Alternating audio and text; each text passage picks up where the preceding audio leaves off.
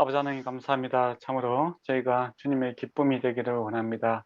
주님과 한 마음 품을 수 있는 그러한 자들 되게 하여 주심으로 하나님의 마음을 잘 분별하고 주님의 뜻에 잘 순종할 수 있는 주님의 기쁨이 되게 하시고 또 주님의 기쁨이 우리 안에 충만한 그러한 삶 살기를 원합니다.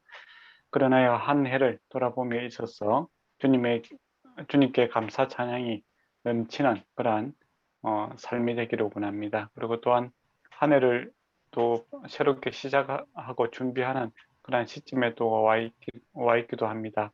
아버지 하나님 참 저희가 주님의 거룩한 산재물로서 살아가기를 원합니다. 주님의 나라와 의를 위해서 구별된 삶을 살기를 원하며 또 우리의 살아가는 것이 사나 죽으나 주를 위해서 살고자 하는 그 마음들이 늘 샘솟기를 원합니다. 그리고 성령 충만함을 늘 허락하여 주심으로 우리는 육신은 새하나 우리의 주님 주신 새 생명이 말로 흥해지는 그런 아름다운 일들이 있게 하여 주시옵소서. 이 모임 가운데서 주께서 함께하여 주심으로 주께서 홀로 영광 받아 주시옵소서. 예수님 이름으로 기도드리옵나이다. 아멘. 예, 로마서는 1장에서 이제 11장까지가 예, 의인은 오직 믿음으로 살리라 라는 이제 그 주제를 가지고 이제 말씀했고 12장부터 이제 그러면 이제 우리가 의인이 되었으니까 실제적으로 앞에 거는 이론이라고 했다면 이제는 뒤에 부분은 실천적인 그런 삶을 갖다가 이야기를 하고 있습니다. 의인으로서 이제 구체적으로 로마 교회에서 어떻게 살아갈 것인가, 우리 삶의 현장에서 어떻게 살 것인가, 그것이죠. 설교도 그렇잖아요. 이론적으로 설명해주고 뒤에 보는 어떻게 합시다, 이제 그렇게 하는 것처럼 바울이 그렇게 이야기를 하고 있습니다. 12장 이제 1절에서 말씀하시는 것 같지만 너희 몸을 기뻐하시는 하나님이 기뻐하시는 거룩한 산 제물을 드리라, 그렇게 이야기하고 있죠. 그러면 이게 이제 큰 주제입니다. 그 하나님이 기뻐하시는 것, 하나님과 같은 마음을 품는 것이죠. 그리고 거룩하다라는 것은 우리가 구별되어 있는 그런 사람이다, 그런 뜻이고, 산 제물이다라는 것은 지속적으로 그런 삶을 살아야 된다라는 것을 이야기를 하고 있습니다. 그래서 12장 전반부에서는 이제 교인들 안에서 우리가 어떤 마음을 품을 것인가 이렇게 하다가 13절부터 이제 시작해서 손 대접하는 거, 이 나그네 아닙니까? 그 더 나가서 14장에는 기독교인들을 박해하는 그런 사람들을 어떻게 우리가 대해야 될 것인가. 그래서 이 범위가 동그라미가 커지는 거죠. 교회 안에 있다가 이제 손님, 그리고 우리 미워하는 사람, 더 나가서는 13장원을 할 건데 국가는 이제 그렇게 들어갑니다. 그래서 좀 더 큰 그림을 가지고 또 이야기를 하고 있죠. 그래서 13장 보도록 하겠습니다. 13장 1절에서 보면 건세들에게 복종하라, 이렇게 되어 있죠. 네. 여기서 이제 건세들이라는 것은 로마 이제 그 국가를 가리키는 거죠. 시민으로서 그 당시에는 국가 개념보다는 이제 시민 개념이 더 강하겠죠. 시민으로서 우리가 어떻게 살 것인가라고 했을 때 일반적으로 이제 그 로마에서 세운 그 컨셉을 갖고 있는 사람들도 하나님께서 세우셨다, 그렇게 이야기를 합니다. 예. 그러니까 근데 이것은 이제 일반적으로 이제 우리가 좀 생각을 해야 됩니다. 예. 특수한 상황을 이야기하시면 안 돼요. 이거 어떤 어, 그 국가의 기능 중에서 질서를 유지하고 그다음에 선한 것을 장려하고 악한 것을 벌하는 건성진학이라고 하죠. 그런 이제 역할을 하는 것이 국가 역할 아닙니까? 그리고 일반적으로 법이다라는 것은 양심의 법, 그러니까 인간의 양심에 기초를 해서 채워지는 그런 것들이죠. 그것이 일반적인 그런 상황에서 우리가 순종해야 된다라고 이야기합니다. 그리고 그 그들을 세운 것은 그 위에 계시는 하나님께서 이제 그들을 세우셨다, 그렇게 이야기를 하고 있죠. 그래서 그 명을 거스르는 것은 곧 하나님께 세우신 것을 이제 받아들이지 않는 그런 상황이다, 이제 그렇게 이야기를 하고 있죠. 그래서 이제 5절을 보면 복종하지 아니할 수 없으니 진노 때문에 하는 것이 아니라 양심을 따라 할 것이다 라고 되어 있습니다. 그러니까 이렇게 무서워서 이렇게 겨우 따라주는 것이 아니라 양심의 법에 따라서 국가에서 이제 요구하는 것도 이제 기본적인 인류 보편적인 그런 생각에 이제 질서에 기반을 해서 이제 요구하는 것들에 대해서 우리가 당연히 따라야 된다. 이제 그런 것을 이야기를 하고 있죠. 그리고 6절에 보면 조세 바치는 것도 항상 돈의 문제가 세금 내기는 거 별로 안 좋아하잖아요, 사람들. 조세 바치는 것도 그렇게 하나님이 일꾼되어 바로 이 일을 항상 힘써라라고 되어 있습니다. 그러니까 그 당시에는 뭐 돈이 아까웠어. 물론 뭐 내기 싫은 사람도 있겠죠. 돈 내기 좋아하는 사람은 어디 있겠습니까? 근데 이제 그 당시에는 신학적인 문제가 좀 있어요. 특히 유대인들 입장에서는 예수님께 요구했지 않습니까?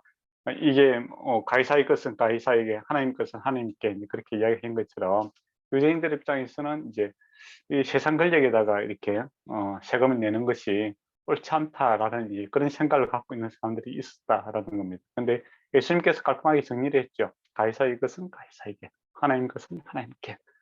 그렇게 이야기합니다. 그리고 이제 바울은 더 크게 이 세상 권력도 하나님께서 세우셨고 그 권력을 갖고 있는 자들도 양심의 법에 따라서 그 옳은 일을 하는 데 있어서 우리가 적극적으로 따라 주어야 된다. 그래요. 일반적인 이야기를 하고 있다라는 겁니다. 근데 이제 특수한 사항들이 이제 발생할 수 있겠죠. 그죠? 만약에 히틀러 같은 사람들이 나타나서 이제 사람들을 갖다 무작위로 죽이고자 할 때 국가에서 요구하는 거 우리가 다 따라야 되는가? 그런 식으로 이제 빠지는 사람이 있겠죠. 그런 건 아니죠. 그 상위법이 있지 않습니까? 일반 우리가 세상 법에도 그거 있잖아요. 법이 있고 헌법이 있잖아요. 그죠? 그러면 그 헌법이 더 상위법 아닙니까? 그것처럼 하나님의 법, 하나님께서 세상을 창조하시고 모든 것을 주관하시는 만왕의 왕이시기 때문에 하나님의 법이 우선적입니다. 그래서 믿지 않는 사람들도 일단 양심의 법, 일반적인 그 법들에 의해서 서로 동의하는 부분에 있어서 서로 따르고 지켜야 되는 것이고, 어떤 특별한 지도자들이 이제 악을 행하고자 할 때 우리가 그것을 거부할 수 있는 권한이, 권리도 우리에게 있다라는 것도 기억했으면 좋겠습니다. 그리고 로마에서는 이제 이 문제가 좀 심각할 수도 있는 거예요. 왜냐하면 이제 로마에서 유대인들 갖다 추방을 갖다 2번이나 했었거든요. 그죠? 그러니까 많이 트러블이 있었다 이렇게 볼 수 있겠죠.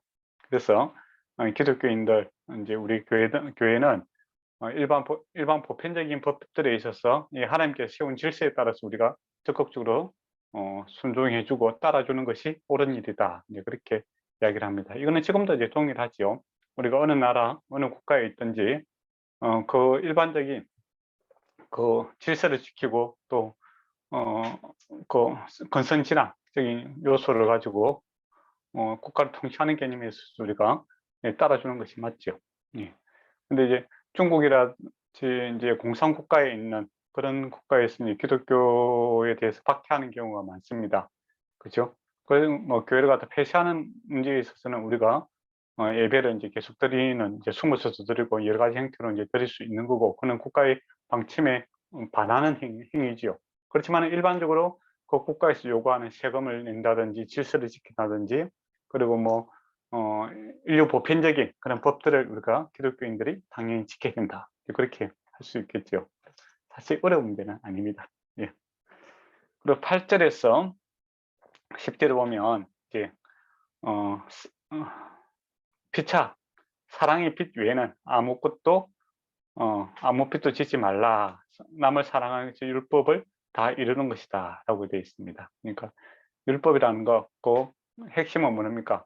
하나님 사랑, 이웃 사랑 아닙니까? 그래서 뭐 이 다 외울 수도 없고 또 뭐 복잡하잖아요. 뭐 어떻게 구체적으로 어떻게 이거는 어떤 법을 가지고 이렇게 적용해야 될까? 이거는 이제 뭐 연구한 사람들도 있겠지만은 그냥 일반적으로 생각했을 때 잘 몰라도 이게 사랑의 법에 따라서 따라가면 된다 이거죠.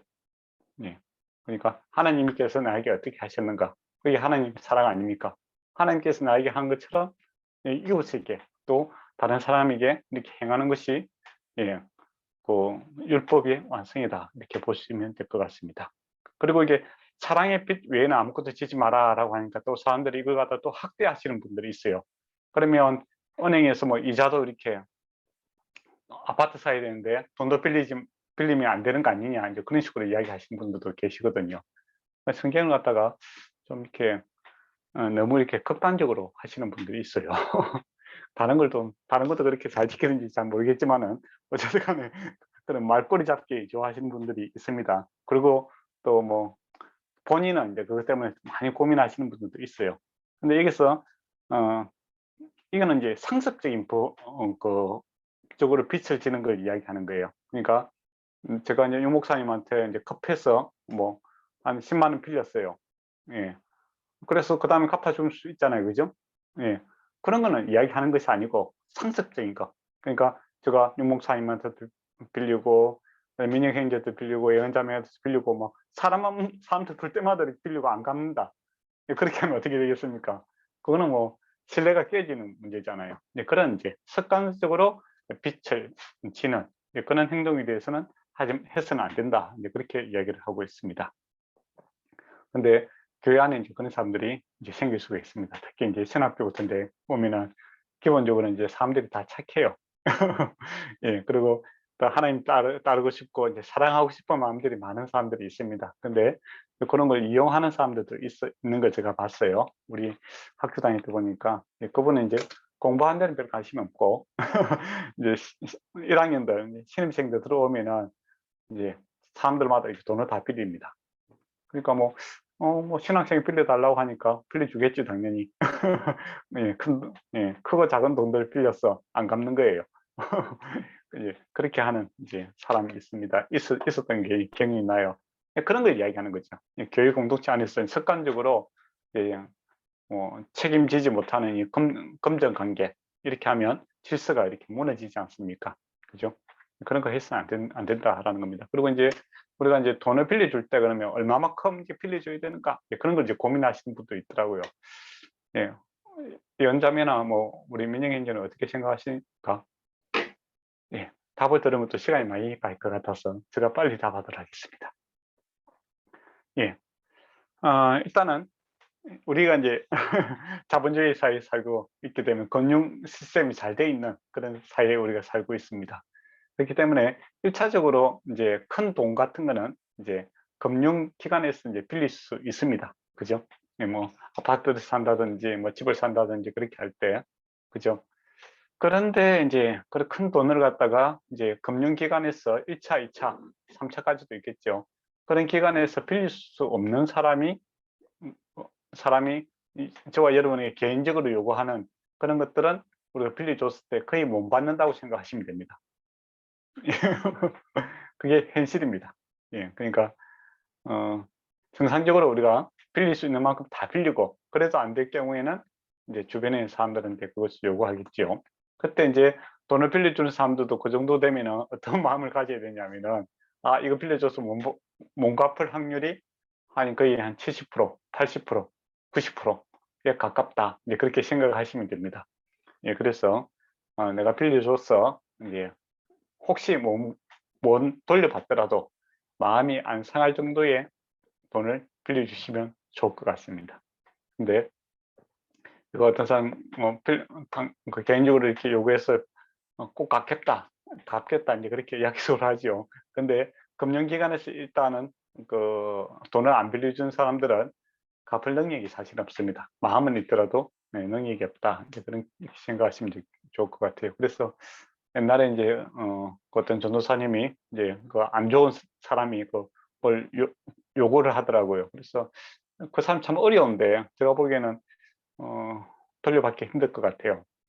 그래서 이 다음에 빌려줬을 때 못 받을 거라고 생각하고 이렇게 주시라 이제 그렇게 했는데 그 사람은 이제 자신이 있더라고요. 뭐 상관없다. 예, 받을 수 있다. 이제 그렇게 하고 줬어요. 예, 그런데 한 6개월 있다가 이제 돈을 안 준다고 이제 또 막 슬퍼하고 또 여러 가지 예, 행태를 보고 참 지혜롭지 못하다 이제 그런 생각이 들어요. 그리고 이제 목적이 있잖아요, 그죠? 생계를 위해서 우리가 뭐 도와줄 수는 있는 것 같아요. 근데 그 사람이 돈을 빌려가서 생계가 아니라 예, 자기의 허영을 채우는 예, 그런 목적으로 이제 사용한다면 빌리고자 한다면 저는 이제 거부할 것 같아요. 그 이제 빌리는 사람은 그때 당시 제가 보기에는 그 돈을 빌려간 사람은 생계를 위해서 빌려간 게 아니고 예, 그 돈을 빌려서 이제 자기 호화로운 생활을 하기 위해서 이제 하더라고요. 자기 능력에 맞지 않는 호화로운 생활을 하다가 자기 능력으로 뭐 그렇게 살면 뭐 하겠어요. 뭐 할 말이 없죠. 그렇지만은 남의 돈을 빌려서 이 호화로운 생활을 하고자 하는 것은 사기입니다.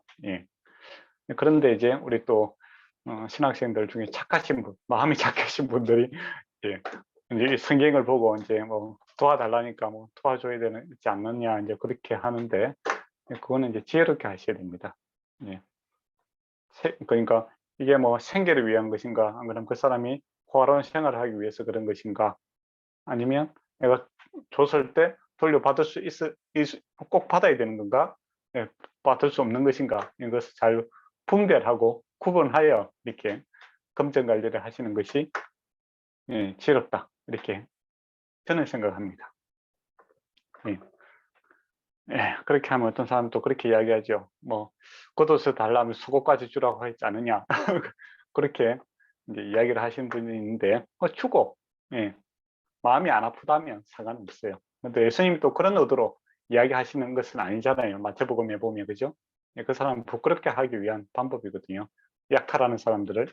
그래서 교회 안에서 특히 이제 저와 여러분이 지도자들이 되니까 이 교회 안에서 금전 관계를 잘못하게 되면 교회 전체가 위험해지는 그런 일들이 발생을 합니다.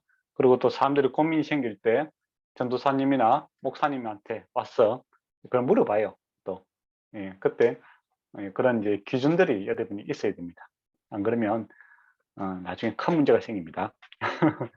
예. 그리고 이제 일반적으로 간음하지 마라, 살인하지 마라, 도둑질하지 말라, 뭐 이런 것도 아닌 거고, 그 10절에 보면 사랑은 이웃에게 악을 행하지 아니하려니 그러므로 사랑은 율법의 완성입니다 라고 되어 있습니다. 앞에 있는 것을 총괄적으로 이렇게 말씀을 하고 있죠. 그러고 나서 이제 11장부터 이제 14절까지 너희가 이 시기를 알거니와 자다가 깰 때가 벌써 되었으니 하면, 이 시기는 어떤 때입니까? 주님이 오실 때죠, 그죠? 주님이 오실 때가 가깝다, 이제 그 이야기를 하고 있죠. 그래서 우리가 어떻게 살아야 되는가라고 했을 때 빛의 값을 입자라고 되어 있습니다. 하나님의 백성답게 그렇게 살아가자라는 것을 이야기를 하고 있죠. 뭡니까? 히브리스가 아니고 어디 있죠? 그럼 에베소서에 보면, 그죠? 빛의 무장을 하고 이렇게 살아라고 했지 않습니까? 우리가 의인이 됐으니까 의인답게 살자라는 것이죠. 그러니까 이 말은 또 왜 그렇게 했을까요? 하나님 말씀대로 이렇게 살고자 했을 때 힘듦이 있는 겁니다. 그죠? 저와 여러분도 그렇잖아요. 하나님 말씀대로 살고자 하면 힘들고 애씀, 어려움들이 반드시 발생을 하게 돼요. 그때 우리가 지칠 수가 있거든요. 그렇지만 이때 이제 바울이 이야기하는 거죠. 시기가 있다라는 겁니다. 이 지치고 힘든 생활을 계속 하는 것이 아니라 주님 오시면 이것이 종결된다라는 것이죠. 그때까지 우리가 인내하면서 이제 살아야 된다. 근데 좀 더 적극적으로 우리가 빛의 갑옷을 입고, 그 빛의 갑옷을 입는 것은 우리가 내 힘으로 이렇게 하나님 말씀을 쫓아가는 것이 아니라 성령 충만함을 받음으로써, 그죠? 주님의 도움을 받음으로써 이 주님 가신 길을 우리가 같이 걸어가자라고 이야기를 하고 있죠.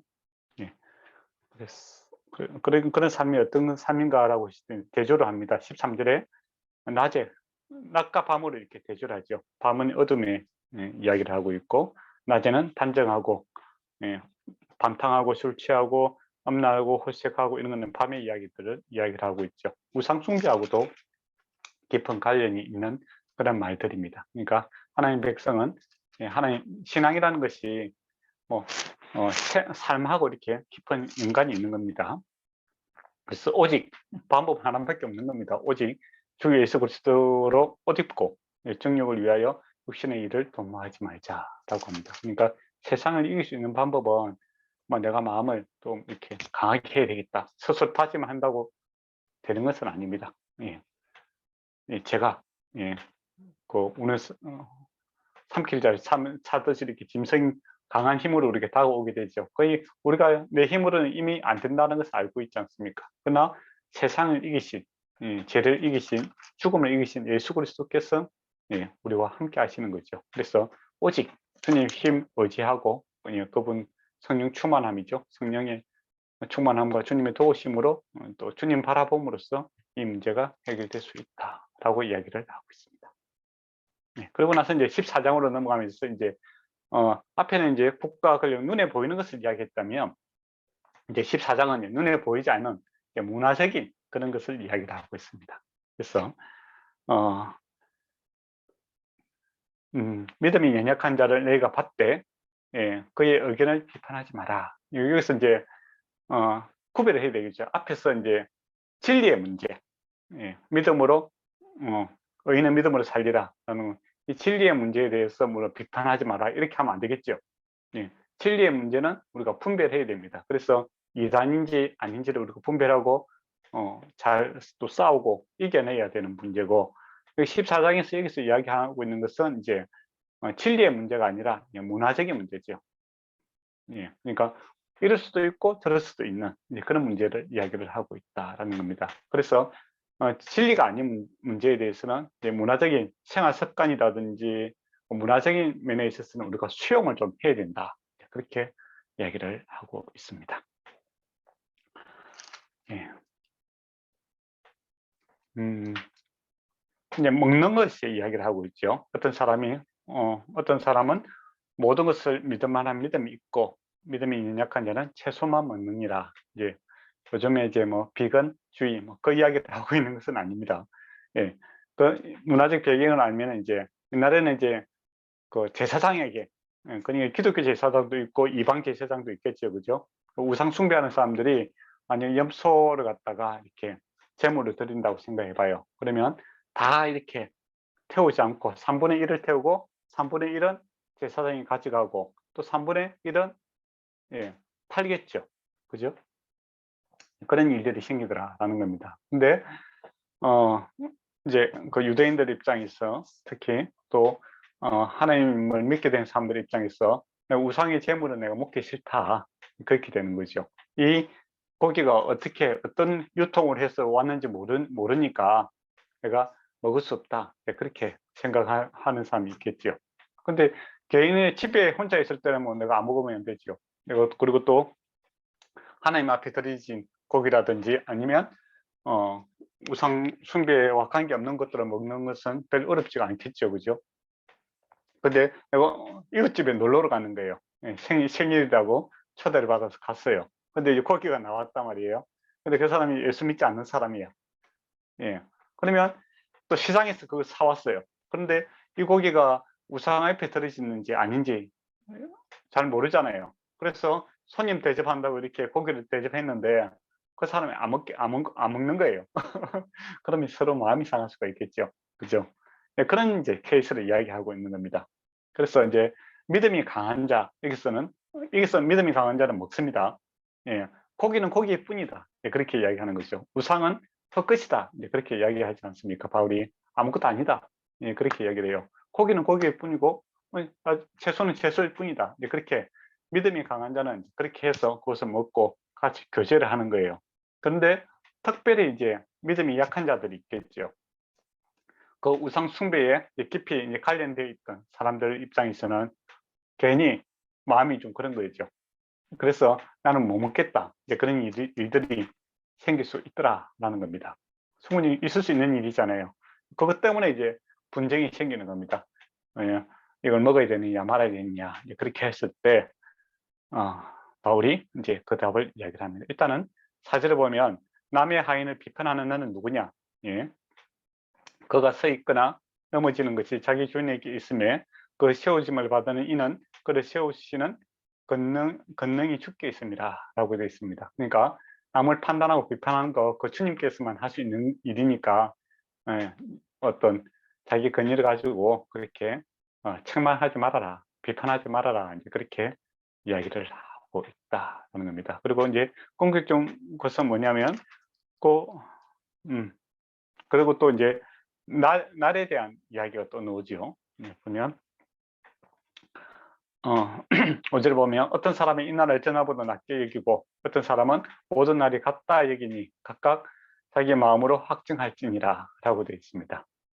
예, 우리가 원래는 이제 일요일부터 해서 월, 화, 수, 목, 금, 토 다 똑같은 날이죠. 다 주의 날 아닙니까? 예, 그죠? 예, 그리고 또 그 당시에는 이제 안식일을 지키는 사람이 있고 주일을 지키는 사람들이 있었다라는 겁니다. 그래서 주일을 지키는 것이 옳은 것인가, 안식일을 지키는 것이 옳은가, 유대인들 입장에서 안식일을 지키려고 하고, 그 다음에 새로 이제 이방인들 중에서 이제 일요일날 쉬니까 일요일날 이제 안식일을 지키려고 하는 사람들이 생기고, 또 유대 절기가 있잖아요, 그죠? 6월절도 있고. 근데 이방인들 입장에서 보면 이건 다 지나갔다고 했는데 우리가 왜 그거 지켜야 되느냐, 그런 이제 문화적인 문제들이 생기더라라는 겁니다. 그렇게 돼 있어. 네, 바울이 이야기를 하는 거죠. 6절에 날이 중요한 것이 아니라, 네, 날이 중히 여기는 자도 주를 위하여 중히 여기고, 먹는 자도 주를 위하여 먹으니 이는 하나님께 감사하며, 먹지 않는 자도 주를 위하여 먹지 아니하고 하나님께 감사하느니라. 그러니까 행식적인 거, 이게 중요한 것이 아니라 그 목적이 어디 있느냐, 그걸 잘 구별을 하자. 그렇게 이야기를 하고 있는 거죠. 네, 그래서 주를 위한 것이 무엇인가, 네, 그것을 생각해라 하는 겁니다. 그래서 이제 크리스마스가 거의 다 다가옵니다. 그죠? 그래서 공부를 하신 분들 중에서 그런 사람들이 있어요. 크리스마스는 12월 25일이 아니다. 그렇게 이야기하시는 분들이 있죠. 예, 뭐 역사적으로 보면 아닙니다. 예, 예수님이 매월 며칠 날 태어났는지 몰라요. 예, 모릅니다, 사실. 그런데 12월 25일로 이제 정한 이유가 있겠죠. 그 당시 이제 그 뭡니까, 그 축제 기일에 맞춰서 이제 그 날을 정해놓은 겁니다. 모든 사람들이 이제 같이 즐거워할 수 있는 이제 그런 날을 정해놓은 거죠. 그래서 이제 어떤 집사님도 이제 그런 식으로 이야기를 하더라고. 그 크리스마스 때 우리가 예배드리지 않으니까 그거 뭐 신앙 없는 일이다, 그런 식으로 이야기를 비판하시는 분이 계시다고요. 네, 하나님 예수님께서 생일도 아닌데, 예, 또 좀 더 깊이 들어가면 그 당시 로마의 뭐 축제 뭐 이런 거 아닙니까? 그 우상 숭배하고 관련된 날인데 그런 거 지키는 거 그거 옳지 않다, 이제 그런 식으로 이야기해요. 예, 그런 식으로 따지는 거 옳지 않다라는 겁니다, 제 생각으로는. 예, 우리 주를 위해서 하는 거죠. 크리스마스가 12월 25일이든 24일이든 23일이든 그게 중요한 게 아니잖아요. 예, 크리스마스, 주님께서 이 땅에 오신, 예, 성육신으로 오신 그 주님의 낮아지심과, 그리고 우리를 구원하시기 위해서 인간의 몸으로 오시고, 또 거기서 끝나는 것이 아니라, 예, 죄를 다 해결하시고, 그죠? 부활을 승천하신 그 주님의 구원 사역에 대해서 감사하고, 또 주님께서 낮아진 것처럼 우리가 이웃을 사랑하는 그런 의미를 갖다가 우리가, 예, 만들어가는 그것이 중요한 것이지, 이 날이 맞느냐 안 맞느냐 그것 때문에 12월 25일을 지키는 사람은 신앙이 없다고 그런 식으로 이야기하는 사람은 옳지 않다라는 것이죠. 그죠? 예. 그리고 만약에 굳이 또 12월 25일을 갖다가 나는 못 지키겠다라고 하는 사람이 있다면, 그 사람은 그 다른 날을 정했어 그러면 주님 사랑하고 또 이웃 사랑하고 그런 것은 언제든지 해야 되는 거죠. 그죠? 예. 또 이제 어떤 사람은 이제 주일날 꼭 예배를 드려야 되냐, 그런 식으로 이제 이야기하는 사람이 있어요. 예. 그것도 맞는 말이잖아요. 그죠? 예, 일주일 중에 하루 정해서 예배 드리라고 했지, 꼭 일요일에 드려야 되는가, 그렇게 따지는 사람들이 있습니다. 이제 신학 공부를 좀 하시면 이제 그렇게 이야기하시는 분들이 있어요. 그러나 주일날 하는 이유는 많은 사람들이 함께 모여서 함께 주님께서 구원하신 일들을 우리가 감사 찬양할 수 있기 때문에 주일날 정해서 시키는 거잖아요. 그죠? 근데 특수한 직업에 있는 사람들, 이제 주일날 못 오시는 분들이 있죠. 경찰이라든지 군인이라든지 뭐 직업상 못 오시는 분들은 월요일이라든지 화요일 어떤 날을 정해서 또 우리가 하나님 앞에 예배 드리는 것도 중요하겠죠. 그죠? 예, 그것도 귀한 일입니다. 그런데 특별한 날을 정할 필요는 없다 하면서 예배 자체를 아예 안 드리려고 하는 사람이 있고, 또 그것이 무의미한 것처럼 이야기하는 것은 옳지 않다는 것이죠. 예, 그런 의미에서 지금 이야기를 하고 있습니다. 어떤 일을 먹든지 마시든지 또 날을 정하든지 다른 날을 정하든지 그걸 왜 하는지를 알아야 된다는 것이죠. 예, 주를 위해서 하는 거니까, 예, 그 목적에 맞게끔 우리가 잘 사용하면 되겠다. 그렇게 이야기를 하면 될 것 같습니다. 예. 그리고 이제 칼빈도 그렇게 이야기를 했습니다. 일주일 중에서 하루를 정해서 우리가 하나님 앞에 예배드리는 게 맞다 이야기하고, 또 신학교로 보면 모든 날이 다 주의 날입니다. 그죠? 그러면 적극적으로 한다면 모든 날, 뭐 일요일부터 그 토요일까지 다 주를 위해서 살아가는 것이 그게 최고의 모습이죠. 근데 모든 날이 주의 날이다라고 하면서 나는 예배를 갖다가 언제든지 들을 수 있으니 안 드리겠다, 그런 식으로 이야기하면 곤란하다 이거죠. 예. 근데 이제 공부를 좀 하시는 분들 중에서 그런 식으로 이제 이야기를 하시는 분들이 계십니다. 예, 그렇게 해서는 안 된다 이거죠. 예. 목적에 맞게끔 항상 그렇게 생활을 해야 됩니다. 그래서 이제 아주 8절에 우리가 살아도 주를 위하여 살고 죽어도 주를 위하여 죽나니 그러므로 사나 죽으나 우리가 주의 것이로다 라고 되어 있습니다. 예. 죽는 거 사는 거 이것이 정말 중요한 문제 아닙니까? 그러나 모든 것이 주를 위한 것이다 라는 것이죠. 네, 그래서 정말 주를 위해서 살아가고자 하는 열심과 순수함으로 이렇게 살아가면 좋은데, 어떤 사람은 모든 것이 죽으나 사나 다 주를 위한 것이다 라고 해서 나는 아무것도 안 하겠다 그런 식으로 하시는 분이 있어요. 그리고 열심히 하시는 사람들을 신앙이 없고 미신적이다 그런 식으로 매도하는 사람들 있습니다. 그거는 결코 아닙니다. 예, 그런 사람들이 있어요. 신앙 공부하시다가 이제 자기가 이제 열심히 안 하고 엉뚱한 길로 가니까, 제가 보기에는 이제 자기 변호하려고 그런 것 같아요.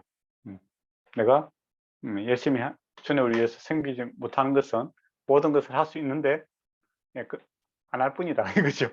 근데 바울의 의도는 뭡니까? 모든 일에 주를 위해서 해라 라는 것이죠.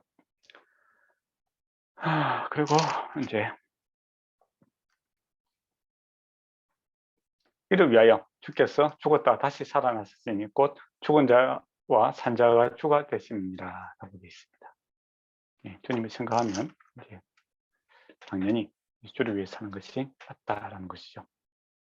그리고 이제 형제 비판하지 말아라 라고 되어 있습니다. 어찌하여 내 형제를 비판하느냐, 어찌하여 내 형제를 없이 여기느냐, 우리가 다 하나님의 심판대 앞에 서리라 라고 되어 있습니다. 그러니까 어떤 일을 비판하고 판단할 때 우리가 주님 앞에 서게 될 것, 주님은 나를 어떻게 보고 있는가, 그러니까 예수님도 그렇게 했지 않습니까? 형제의 눈에 티를 뺄 때 내 안에 털보를 먼저 빼라, 그 이야기를 하셨죠. 그런 말씀을 지금 똑같은 어조에서 이야기를 하고 있습니다.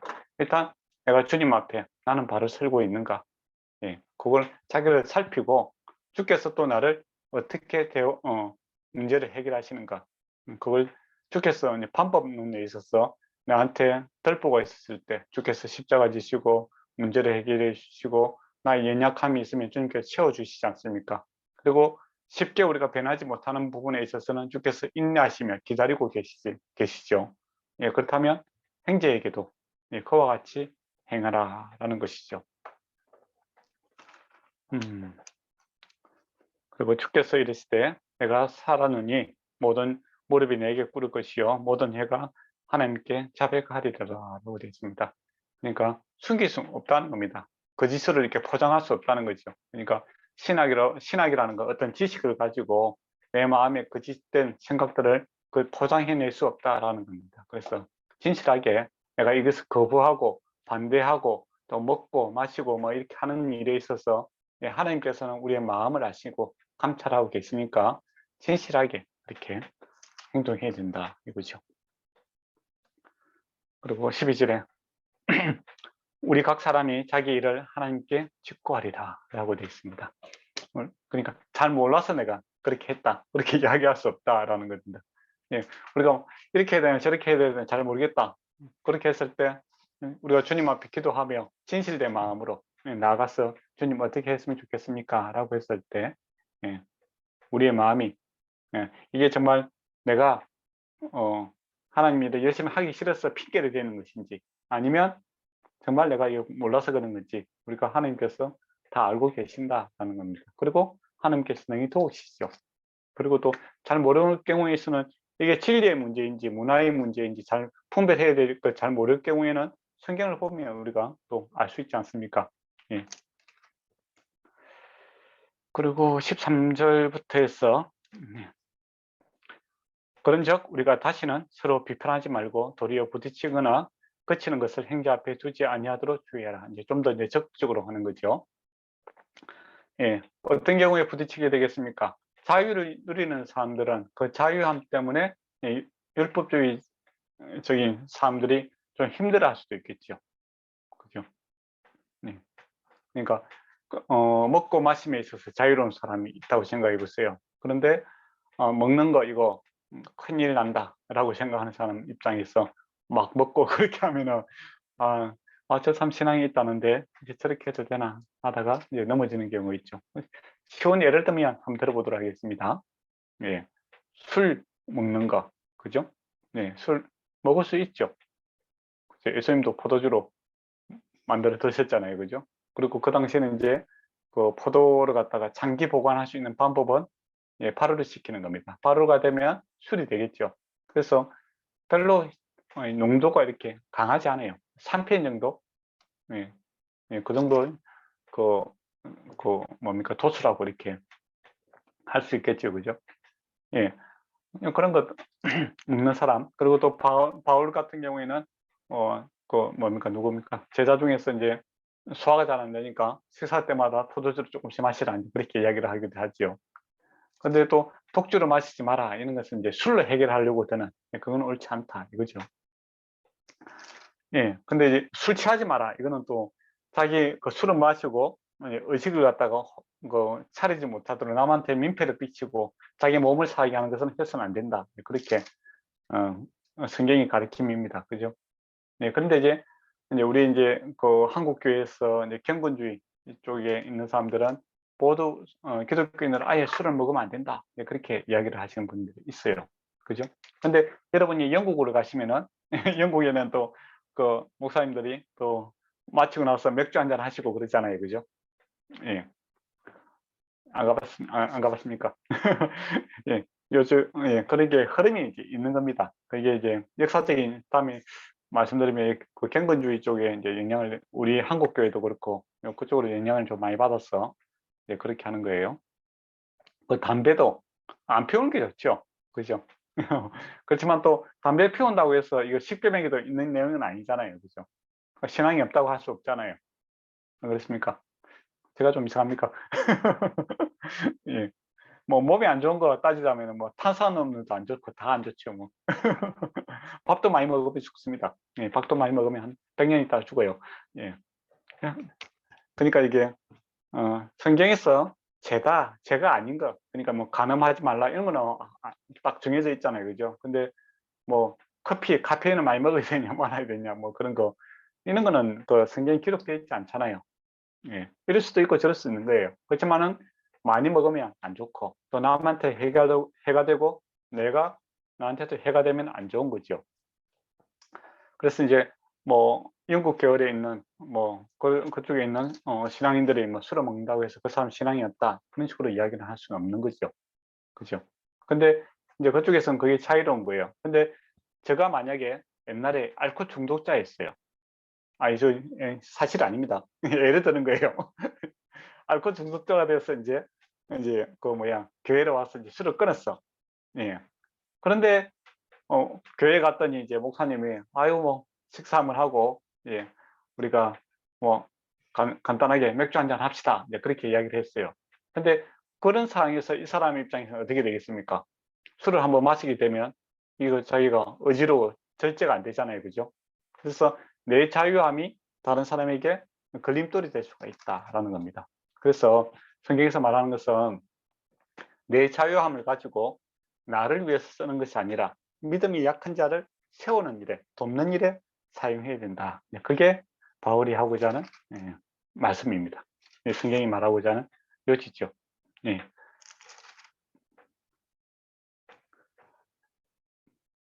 그것도 반대로 생각할 수도 있겠죠. 우리는 이제 저와 여러분이 다니는 교회들은 이제 술, 담배를 안 하는 이제 그런 쪽이죠. 그죠? 근데 이제 안 믿는 사람 중에서 교회를 다니고 싶어요. 근데 뭐 담배라는 것이 내가 안 피우겠다고 해서 안 피워지는 것은 아니잖아요. 이게 중독이잖아요. 그죠?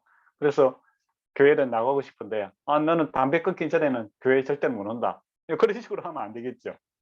예, 그렇죠. 그래서 본질이 중요하다. 그 이야기를 합니다. 그래서 16절에 보면 그러므로 너희의 선한 것이 비방을 받지 않게 하라. 이게 선한 것은 뭐겠습니까? 복음의 진리죠. 예. 그러니까 복음의 진리적인 것에서 벗어나는 것 때문에 본질적인 것들이 비방을 받지 않도록 조심을 해라. 그죠? 네. 옛날에 이제 어렸을 때 생각이 나네, 갑자기. 제가 부산에서 이렇게 생활했어요. 부산은 바닷가가 있지 않습니까? 강할리, 네, 해운대 바닷가가 멋있습니다. 근데 바닷가에서 이제 여름에 놀면은 신발을 뭐 신고 다니겠습니까? 네, 그 이렇게 샌들 이런 거 신고 다니겠죠, 그죠? 그래서 이제 친구를 갖다가 교회에서 제가 전도를 해서 교회를 한번 가보자, 수요일이니까. 그래서 이제 이제 가벼운 신을 신고 이렇게 왔는 거예요, 교회에. 근데 교회 도착하자니 권사님이 아니 교회에 오는데 말이야 샌들 신고 왔다고 나가라 그렇게 되는 거예요. 근데 그 친구는 이제 교회를 처음 오는 친구인데, 예. 근데 물론 이제 교회 올 때 단정하는 옷을 입고 오는 거, 그 참 바람직하고 좋은 일이죠. 그죠?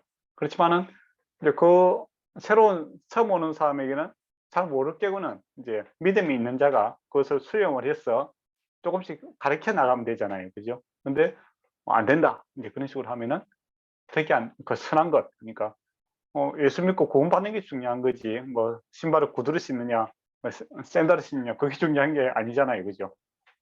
안 그렇습니까? 그래서 본질적인 것이 무엇인지를 우리가 늘 좀 생각을 해야 된다라는 겁니다. 그래서 이제 17절에 보면 하나님 나라는 먹는 것이나 마시는 것이 아니요 오직 성령 안에 의와 평강과 희락입니다 라는 겁니다. 그러니까 하나님 나라는 이 보이는 것 이게 중요한 것이 아니라 오직 성령 안에서 의, 평강, 희락, 주님과 함께 살아가는, 주님께서 의를 주시지 않습니까? 어렵게 된 거, 주님이 또 의를 쫓아가는 거, 그리고 하나님과 평강, 화평을 누리고 또 주님 주시는 기쁨을 누리고 또 주님 안에서 우리가 주님과 함께 기뻐하는, 이게 하나님 나라의 본질이지.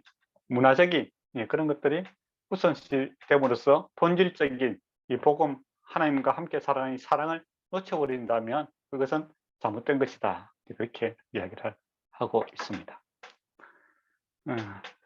이로써 18절에 그리스도를 섬기는 자는 하나님을 기쁘게 하고 사람에게도 칭찬을 받느니라 라고 되어 있죠.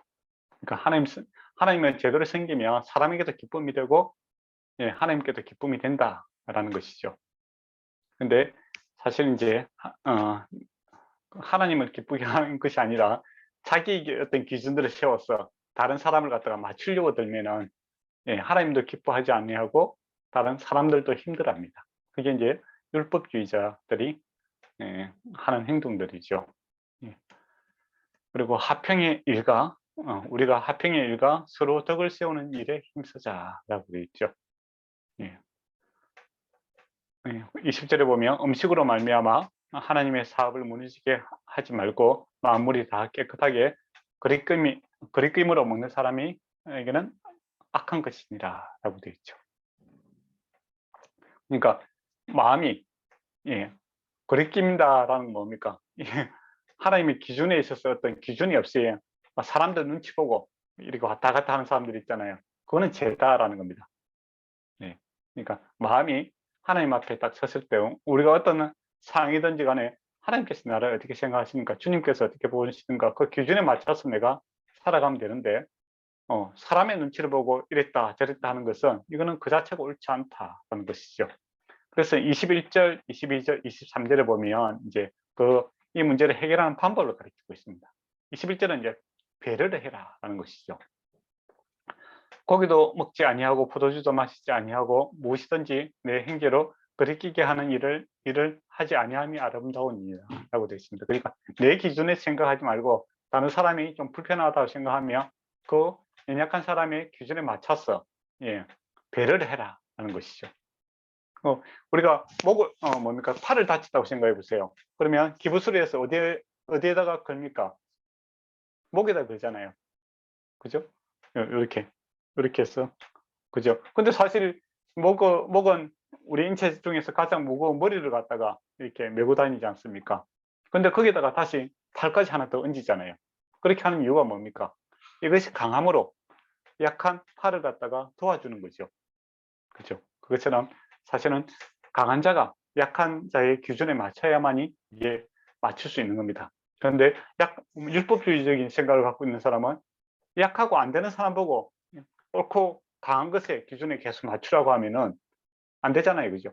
그래서 이제 사실은 이제 실력을 키우는 게 능력이잖아요. 약한 팔이, 부러진 팔이 스스로 움직일 수 있도록 강한 목이 그것을 붙들어 주는 거죠. 그래서 회복이 되고 나서 어떻게 합니까? 저도 다른 사람을 도우라. 그렇게 될 수 있는 거죠. 그게 하나님의 방법입니다. 근데 율법주의자들은 어떻게 합니까? 자기의 높은 기준을 맞추고 자기는 편한 거, 할 수 있는 것을 딱 하고 할 수 없는 자에게 계속 뭔가를 요구하고 너는 신앙이 없다, 나보다 못하다, 나는 너보다 위대하다, 그런 식으로 딱 청을 주고 지배하려고 드는 것은 옳지 않다라는 것이죠. 그거는 배려심이 없는 겁니다. 그죠? 일단 배려해야 된다라는 것이고, 22절은 확신을 가져라라는 겁니다.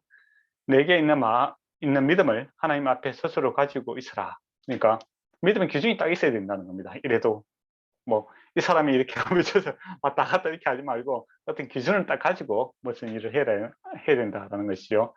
자기가 옳다 하는 바로 자기를 정죄하지 아니한 자는 복이 있도다라고 합니다. 그러니까 어떤 기준들이 있어야 되는데 이 기준이 없이 그냥 왔다 갔다 하는 것은 자기에게도 덕이 안 되고 다른 사람에게도 덕이 안 된다는 것이죠. 그리고 이제 23절에는 일관성 있게 해라. 같이 가는. 그러니까 의심하고 먹는 자는 정죄되었나니 이는 믿음을 따라 하지 아니함과 하였기 때문이라. 믿음을 따라 하지 아니한 것은 다 죄니라라고 이렇게 되어 있습니다. 옳고 옳은 게 있으면 그 믿음을 가지고 일관성 있게 그렇게 쭉 나가야 되지. 왔다 갔다 하는 거 이거 옳지 않다. 그런 식으로 이제 이야기를 하고 있습니다. 예. 그리고 이제 우리가 이제 생명을 가지고 가장 기쁨을 느낄 때가 언제입니까? 우리가 가장 기쁨을 느끼는 곳은 배가 아닙니다. 위가 아니고 우리 가슴이다 하는 것을 기억했으면 좋겠어요. 그래서 우리가 하나님 앞에 서게 될 때도 우리 배 속에 뭘 먹었느냐 그걸 하나님께서 바라보지 않습니다. 또 그걸 자랑거리가 될 수가 없는 거잖아요. 그죠? 그래서 뭐 고기를 먹든지 채소를 먹든지 그게 중요한 것이 아니고 내 가슴 속에 무엇을 키우고 있었는가 이게 중요합니다. 우리가 하나님 앞에 보여줄 것도 그거잖아요. 내 가슴 속에 무엇을 키우고 내가 무엇을 기뻐하고 무엇을 소망했는지를 주님 앞에 내어놓지 않겠습니까? 그래서 거기에 이제 집중을 했으면 좋겠다라는 겁니다. 그래서 바울 표현을 하면 사나 죽으나 주를 위해서 산다. 나는 이 가슴이 뜨거워져야 되는 거고 또 주님의 사랑과 죽으심의 예수 그리스도의 죽으심과 부활하심의 능력이 또 하나님을 섬기고자 하는 그 열정들이 우리 가슴에 이렇게 열매로서 이렇게 성장하고 성숙하고 다른 사람에게 나눌 수 있는 그런 일들이 많았으면 좋겠어요. 근데 그게 이제 없어지면 또 그것을 추구하지 않으면 어떻게 됩니까? 사람들이 자기 배를 위해서 살아갑니다. 그래서 비교하죠. 너는 뭐 닭고기 먹었지만 나는 뭐 그 귀한 거 소를 잡아먹고 산다. 뭐 그런 식으로. 그리고 또 옷에 치중하게 되죠. 뭐 이렇게 브랜드에 치중하게 되고 다 마음이 흐해서 그런 겁니다. 그거 하나님 앞에 자랑거리가 안 되잖아요. 또 다 사람 앞에서도 자랑거리가 될 수가 없는 겁니다. 그죠? 우리가 사나 죽으나 주를 위해서 사는 자고 주님께서 무엇을 기뻐하시는가라는 겁니다. 그리고 가장 큰 기쁨은 사실은 우리 가슴에 있다라는 겁니다. 그래서 세상 사람들은 기쁨을 누리기 위해서 좋은 거 먹고 좋은 거 입고 그죠? 무엇을 마실까에 대해서 고민하고 되고 또 그것 때문에 마시는 자와 못 마시는 자와 그리고 있는 자와 없는 자를 이렇게 나눠서 고통을 서로 주고 받습니다. 우리는 우리의 기쁨은 이 배에 있는 것이 아니라 우리 가슴에 있다는 거죠. 무엇을 믿고 있는가? 무엇을 바라보고 있는가? 우리 안에 그리스도의 사랑이 있는가? 그게 이제 가장 큰 주제라는 것이죠. 그렇게 해서 14장이 이렇게 거기에 있으면 이제 이 문제들은 사실 쉽게 해결되는 문제입니다. 예, 문화적인 문제, 그죠? 되게 복잡할 것 같지만은 사실은 사나 죽으나 주를 위해서 살고, 또 우리의 기쁨은 세상 사람들의 기준처럼 먹고 마시면 있는 것이 아니라 우리 가슴속에 무엇을 담고 있느냐가 중요하다라는 가치관을 갖고 있다면은 이 문화적인 이 문제도 주님 안에서 쉽게 해결이 될 수 있다는 것이죠. 혹시 여기까지 했는데 뭐 질문할 거 있습니까? 예, 보비담이 네. 있습니까? 예. 예근자매. 아니요. 저 괜찮습니다. 괜찮습니까? 네. 의외로 시간이 많이 남았는데. 예, 15장 하도록 하겠습니다. 믿음이 강한 우리가 마땅히 믿음이 약한 자를 담당하고 자기를 기뻐하지 아니할 것이니라. 이제 앞에서는 좀 더 적극적이죠, 그죠? 믿음이 강한 자가 약한 자를 담당해야 된다라는 것이죠. 그게 사랑의 정신입니다. 율법의 정신은 뭡니까? 약하니까 옳은 것을 따라라. 이제 그렇게 하겠죠. 그거는 이제 세상의 정신은 우리가 운동 같은 걸 배우러 가도 어떻습니까? 약한 사람과 강한 사람이 있으면, 예, 약한 사람은 강한 사람을 따라가야 되는 거죠. 그죠? 예. 그렇지만 사랑의 정신은 강한 자가 약한 자를 돌보는, 세워가는 그런 모습이 예수 그리스도 안에 있는 정신이다라는 겁니다. 우리 2절 보면 우리 각 사람이 이웃을 기쁘게 하되 선을 이루고 덕을 세우도록 할지니라 라고 되어 있습니다. 그리고 3절에 보면 그리스도께서도 자기를 기쁘게 하지 아니하셨나니 기록된 바 주를 비방하는 자들의 비방이 내게 미쳤나이다 함과 같으니라. 이 시편 69편 9편을 갖다 가져왔는데 의인들이 고난 받을 때 하는 소리다라는 것이죠. 그러니까 우리가 주님 말씀대로 이렇게 살아갈 때 비방하는 자들이 있다라는 겁니다. 그러니까 너무 놀라지 말라는 거죠. 주님도 그렇게 비방을 받으시고, 우리가 주님 말씀대로 이렇게 살아갈 때 세상 사람들, 또 믿지 않는 사람들이 비방할 수 있다라는 것을 이야기합니다. 근데 그러니까 그 세상 사람들 말 다 들어가고는 신앙생활을 못합니다. 의인들은 항상 주께서 나를 어떻게 바라보시는가, 그게 이제 집중이 되는 거죠. 4절 보면 무엇이든지 전에 기록된 바 우리의 교훈을 위하여 기록된 것이니, 성경을 이야기하는 겁니다. 성경이 우리로 하여금 인내로 또는 성경의 위로로 소망을 갖게 함이니라 라고 되어 있습니다. 이제 인내와 위로의 하나님이 너희로 그리스도 예수를 본받아 서로 뜻을 같이 하여 주사 한 마음과 한 입으로 하나님 곧 우리 주 예수 그리스도의 아버지께 영광을 돌리게 하려 합니다 라고 되어 있죠. 그러므로 그리스도께서 우리를 받아 하나님께 영광을 돌리심과 같이 너희도 서로 받아라 라고 되어 있습니다. 핵심은 딱 두 개입니다.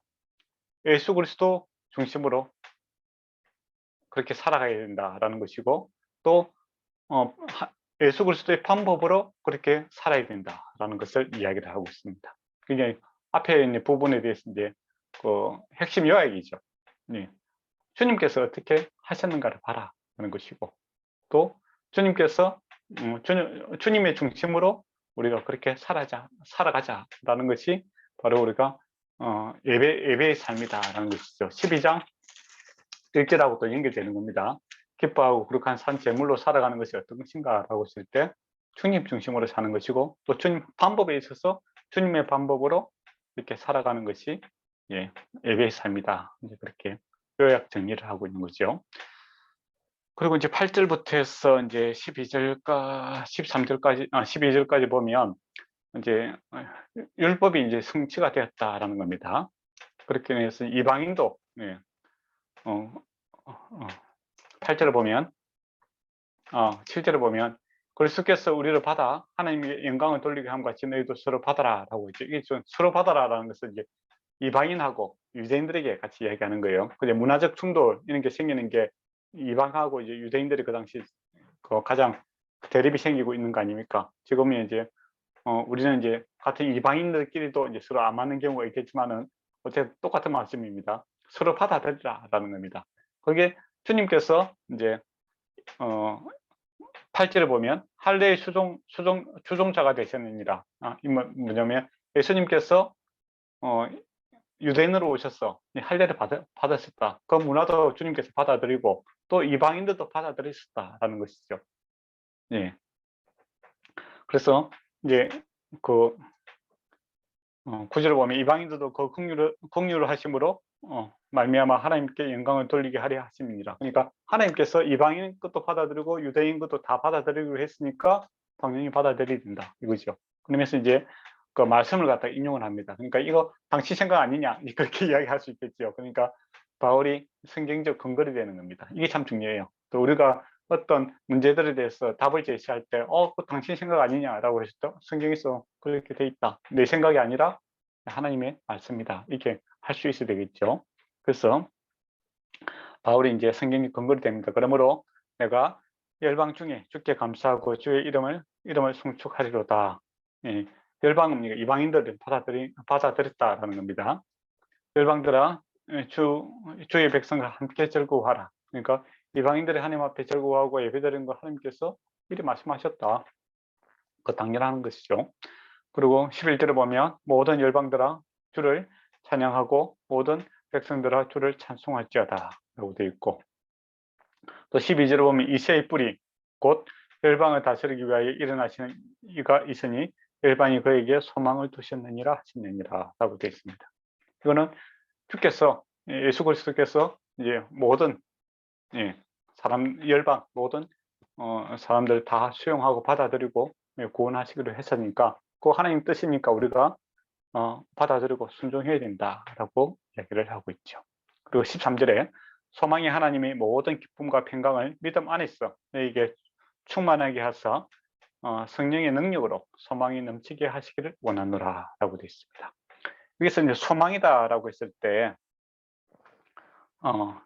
그 하나님의 약속에 근거를 한 보증되어 있는 그런 기대감입니다. 그러니까 일반적으로는 세상에서 소망, 희망했을 때는 뭡니까? 그냥 바라는 거죠. 근거가 없잖아요, 그죠? 예. 근데 성경에서 소망이다라는 것은 하나님의 약속에 근거를 해서 보증이 되어 있는 확실한 것을 이야기할 때 이제 소망이다 그렇게 이야기를 합니다. 그래서 주님께서 우리에게 그 약속하신 성경에 많은 축복의 말씀들이 있고 또 주께서 그것을 지키기 위해서 아담에게 이야기한 여자의 후손으로 이제 이야기했던 아담 언약부터 시작해서 쭉 아브라함 언약, 다윗 언약에 대해서 하나님께 신실하게 그것을 이루어내시지 않습니까? 사람들은 실패할지라도 하나님은 변치 않고 그 약속을 이루어내시는 것을 우리가 보게 됩니다. 그러한 것에 근거하여 우리가 소망을 가질 수 있다라는 겁니다. 그리고 주님의 사랑을 보여주었죠. 주의 사랑, 하나님의 약속을 지키기 위해서 또 우리를 얼마만큼 사랑하시는가에 대해서 십자가를 통해서 우리에게 보여주셨습니다. 그런 것에 근거하여 또 우리가 바라보는 것이고 또 우리가 연약하니까 어떻습니까? 주 성령께서 우리와 함께 하시죠. 그렇게 해서 소망을 가지고 있는 거죠. 그래서 하나님의 모든 기쁨과 평강을 믿음 안에서 그런 믿음을 가져야 된다라는 겁니다. 충만하게 하사. 충만하게 하사 수동이죠, 그죠? 내가 충만해지는 것이 아니라 충만함을 받아야 이 소망이 있는 겁니다. 하나님 성령의 능력으로 소망이 넘치게 하시기를 원하노라. 그러니까 소망을 가지고 넘치는 것도 주님께서 주시고 주님께서 하신다라는 것이죠. 그러니까 우리가 앞에서 보면 11장 36절을 보면 이는 만물이 주께로 나오고 주께로 말미암아 주께로 돌아갑니다라고 되어 있습니다. 그러니까 우리가 믿음 생활하는 것도 주님으로부터 시작돼서 주님께서 함께 하시고 주께로 돌아가는 것을 우리가 보게 됩니다. 그래서 이런 신앙생활 하는 것도 주님의 도움, 성령의 도움이 없이는 우리가 그것을 감당할 수 없다라는 것이죠. 앞에 11장부터 해서 1장에서 11장 가서 우리 구원받는 거, 믿음으로 어렵게 되는 거, 믿음으로 살아가는 것도 하나님의 은혜고 주님으로부터 시작해서 주님으로 주로 말미암아 주님께서 하셨고 주를 위해서 주님께 영광이 돌아가는 것처럼 우리가 신앙생활 하는 것도 성령 충만함 받아야만이 이것이 가능하다는 겁니다. 그러니까 율법하고 다른 개념이죠. 율법주의자는 어떻습니까? 구원을 받았는데 그건 은혜고, 신앙생활 하는 것은 네 힘으로 해야 된다. 그렇게 하면 율법주의자가 되는 거예요. 그죠? 근데 우리가 실제적으로 신앙생활을 해보면 어떻습니까? 참 안 돼요. 참 어렵습니다. 예. 그리고 내 힘으로 안 된다는 것을 우리가 잘 아는 거죠. 예. 그래서 어떻습니까? 성령 충만함을 받아라 라고 이야기합니다. 찾고 구하라 라고 하고, 또 찾고 구하는 자에게 성령을 주시지 않겠느냐라고, 좋은 것이라고 또 이야기를 하죠. 그래서 하나님께로부터 이렇게 우리가 공급받아야만이 신앙생활 해 나갈 수 있다는 것이죠. 예. 근데 이 부분에 있어서 우리가 많이 놓칠 때가 많습니다. 구원받는 것은 하나님 은혜고, 우리가 신앙생활을 하는 것은 마치 우리의 노력으로, 우리의 힘으로 우리가 만들어내 가야 되는 것처럼 그렇게 생각하시는 분들이 있어요. 그렇게 되면 본인도 힘들고, 또 본인이 힘드니까 어떻게 합니까? 다른 사람들을 괴롭힙니다. 왜 그렇게 못하느냐고. 자기는 뭐 하나님 앞에 맨날 은혜 받기를 원하면서 다른 사람에게는 많은 것을 요구하는 사람들이 있죠. 그거 아니다라는 겁니다. 하나님께서 우리에게 또 능력 주시고, 성령께서 우리에게 능력 주시고, 또 소망 주시고, 평강 주시고, 기쁨을 주셔야만이 우리가 그리스도의 성품을 따라갈 수 있다라는 것이죠. 나의 나된 것은 다 하나님의 은혜다. 이게 바울이 하고자 하는 내용입니다. 그리고 14절부터 해서 16절에 보면 그 로마 성도들의 장점을 이제 이야기를 하면서 칭찬을 해주는 거죠. 잘하고 있다, 그 이야기를 하고 있습니다. 내 형제들아, 너희가 스스로 선함이 가득하고, 여기서 뭐 스스로 선함이 가득하다니까 스스로 이제 뭐 선을 추구하고 뭐 만들어냈다, 그렇게 생각하시면 안 됩니다. 네, 여기서 스스로 잘하고 있다는 것은 바울이 이렇게 안 가르쳐 줬지만은 잘하고 있다, 이 말입니다. 네, 바울이 그 로마에 있는 성도들을 만난 적이 없잖아요, 그죠? 예, 그렇지만 스스로 잘하고 있다, 예, 그거지. 뭐 신앙생활을 스스로 해야 된다, 그렇게 생각하시면 안 돼요. 앞에서 안 된다고 했잖아요, 그죠? 여기서 스스로 잘하고 선함이 가득하고, 이것은 너희가 이미 주님과 함께 신앙생활 잘하고 있다, 이제 그것을 인정해 주는 거죠. 인정해 주는 거. 선함이 가득하고 모든 지식이 차서 능히 서로 권하는 자임을 나도 확신하노라. 앞에 이야기했던 내용들 지금 잘하고 있다, 이미 잘하고 있다, 이제 그 칭찬을 해주고 있는 내용입니다. 격려하기 위해서 그렇게 이야기를 하는 거죠. 선함이 가득하고, 그러니까 일을 하는 데 있어서 동기가 옳다라는 겁니다. 하나님께서 착하고 충성된 자를 찾는다고 했지 않습니까? 그죠? 선하다는 것은 동기가 좋다는 겁니다. 하나님을 사나 죽으나 주를 위해서 살고자 하는 그 마음이 선한 거 아닙니까? 그리고 모든 지식, 성경 지식이 충만하다라는 겁니다. 내 마음대로 하는 것이 아니라 진리를 쫓아서 바르게 판단하고 그렇게 생활하는 거, 그 지식적인 측면에서 너희가 이미 잘 알고 있다라는 것이죠. 그리고 능히 서로 권하는 자이다. 권하는 자면 권면하는 거죠. 명령하는 자가 아니라 서로 이렇게 붙들어주고 세워주고 이렇게 잘하고 있는 그 로마 성도들을 격려하고 있는 것을 보게 됩니다. 그 15절을 보면, 그러나 내가 너희에게 다시 생각나게 하려고 하나님께 내게 주신 은혜로 말미암아 더욱 담대하게 너희에게 쓰노라 라고 되어 있습니다. 근데 이미 알고 있는 거 잘하고 있는데 왜 또 편지 썼느냐 라고 했을 때, 이제 쓴 이유가 뭐냐면 다시 한번 더 생각나게 하기 위해서다라는 것이죠. 그리고 그게 이제 우리 목회자들이 해야 되는 겁니다. 목사님들 설교할 때 내용은 사실 똑같습니다. 예수님께서 하셨고, 예수님이 주님이시고, 예수님께 도우실 것이고, 또 예수를 위해서 살자, 이 내용을 갖다가 매주마다 이야기하는 거죠. 하나님 은혜 이야기를 하는 겁니다. 그죠? 이미 알고 있는 내용이잖아요. 그렇지만은 다시 생각나게 하는 겁니다. 근데 희한하게도 다른 거는 우리가 상처받은 거 이런 거는 안 잊어먹어요. 근데 하나님의 말씀은 잘 잊어먹습니다. 여러분이 또 설교를 하고 가르쳐 보세요. 자기가 가르치고 나서도 잊어먹습니다. 그게 참 희한하더라고요. 그래서 다시 생각나게 하는 거죠. 그래서 우리가 뭐 새로운 걸 이야기하는 것이 아니라, 예, 새롭다는 것은 이제 두 가지 경우가 있겠죠. 없는 건데 새롭게 태어난 새로운 게 다른 게 있잖아요, 그죠? 그런 새로운 것도 있을 거고, 또 같은 건데 더 좋은 것이 또 있겠죠. 그게 또 새롭다라고 했을 때 우리가 이제 설교하고 가르치는 내용은 같은 내용인데 새롭게 이야기하는 거죠. 더 깊이, 더 넓게, 더 높이, 예, 그런 수고와 노력이 있는 겁니다. 예, 근데 뭐 복음 외에 다른 것을 이제 가르치고 자 하면 곤란하겠죠. 예, 그래서 어떤 목사님 중에서는 이제 늘 좀 새롭게 이제 가르치고자 하니까 복음은 너무 자주 이야기하니까 좀 밖에 빼고 뭐 세상 서세술이라든지 뭐 그런 걸 가지고 철학적인 이야기 뭐 그런 거 이야기 또 도배를 하시는 경우가 있는데 그건 아닙니다. 그건 다른 거예요. 그 다른 거.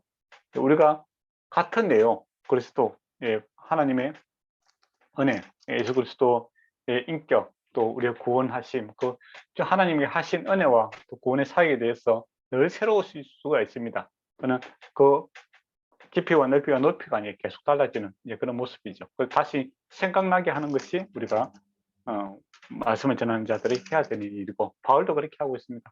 잘하고 있지만 다시 생각나게 해서 더 잘하자 하는 것이죠. 16절을 보면 이 은혜는 곧 나로 이방인을 위하여 예수 그리스도의 일꾼이 되어 하나님의 복음의 제사장 직분을 하게 하사 이방인을 제물로 드리는 것이 성령 안에서 거룩하게 되어 받으실 만한 것이 되었습니다 하니라. 그러니까 자기가 바울 자신은 이방인의 사도로 이렇게 부름을 받았다 그 이야기를 하고 있습니다. 예, 그리고 17절부터 해서 29절까지는 자기 소명을 가지고 이제 확신을 가지고 자기가 또 어떤 계획을 갖고 있는지를 이제 개인적인 이야기들을 하고 있는 거죠.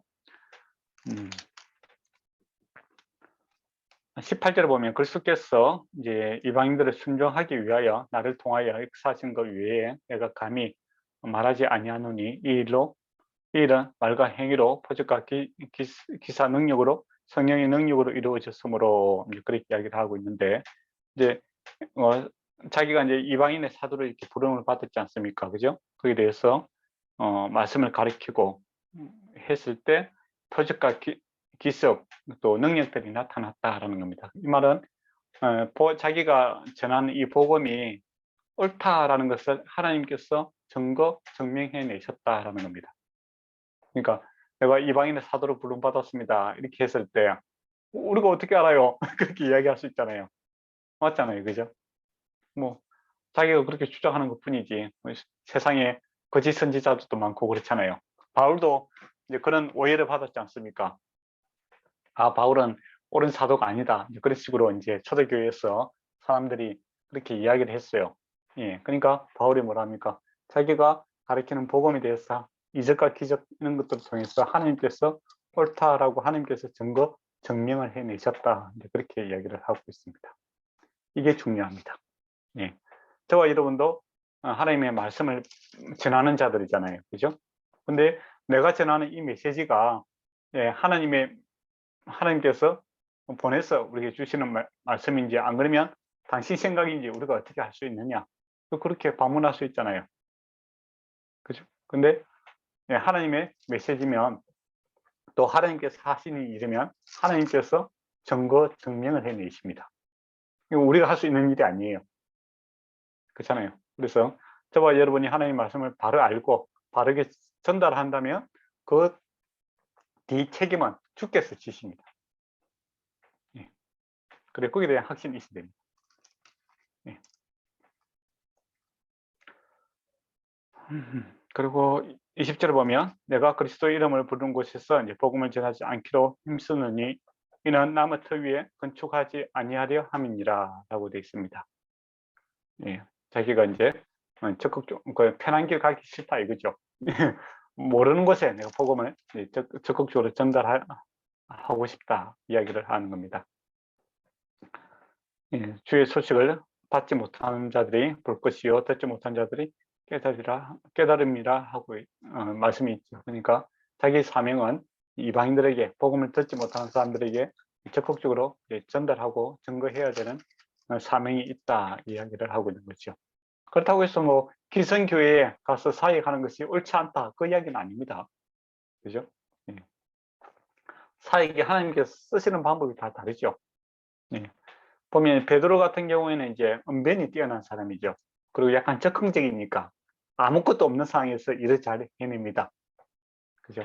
근데 이제 교회를 안정을 시키고 체계화시키는 것은 요한이 잘합니다. 요한이. 우리가 사도 요한이 보면 끝까지 남아서 요한복음을 쓰지 않습니까? 그래서 초대교회에서 이제 부족한 부분이 있어서 예수 그리스도께서 하나님의 아들이시다라는 거 그런 부분을 갖다 또 채우고 또 세우는 것을 보게 되고 또 기존 교회에 대해서 바울이 또 자기 제자들을 갖다가 그 교회에 세우고 또 담임 목사를 보내고 있는 것을 보게 되지 않습니까?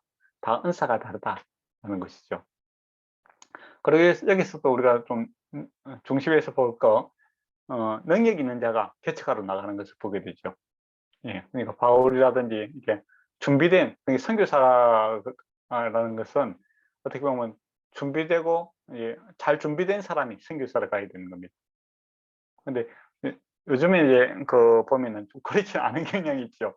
예, 좀 능력 있고 뭐 공부 많이 했다고 하는 사람들은 큰 교회 안정된 곳에서 이렇게 사역하고 싶고 뭐 어려운 데는 뭐 네가 가라 그래서 그렇게 하는데 바울은 그렇게 하지 않았다 그런 겁니다. 어려운 곳, 준비되지 않는 곳은 하나님께 은혜를 많이 받고 능력 받은 사람 내가 가고 안정된 곳은 어떻습니까? 이제 그 교회를 사역을 처음 하는 또 어린 성도들한테 그걸 맡김으로써 그렇게 하는 것을 보게 되죠. 그래서 어떻게 보면 사실은 이제 그 선교의 현장이 가장 최전방이라고 할 수 있는 뭐 미전독 종족이라든지 그러면 기독교가 또 기반이 없는 그런 곳에 잘 준비된 사람들을 가야 되고 또 그 사람들이 자발적으로 그렇게 가서 섬기는 것이 옳은 일이죠.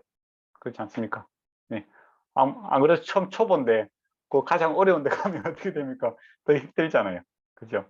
예. 근데 바울은 자기가 지금 이제 로마 쓸 때는 벌써 3차 정도 여행하고 많이 준비가 된 상황이잖아요. 그죠? 나이도 많고. 그렇음에도 불구하고 자기는 이제 땅끝까지 그 당시 이제 서바나 스페인까지 가겠다 그 이야기도 하고 있는 것을 우리가 보게 됩니다.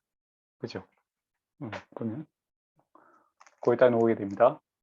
자기 계획을 이제 밝히는데 자기가 근데 여기서 이제 보자. 음.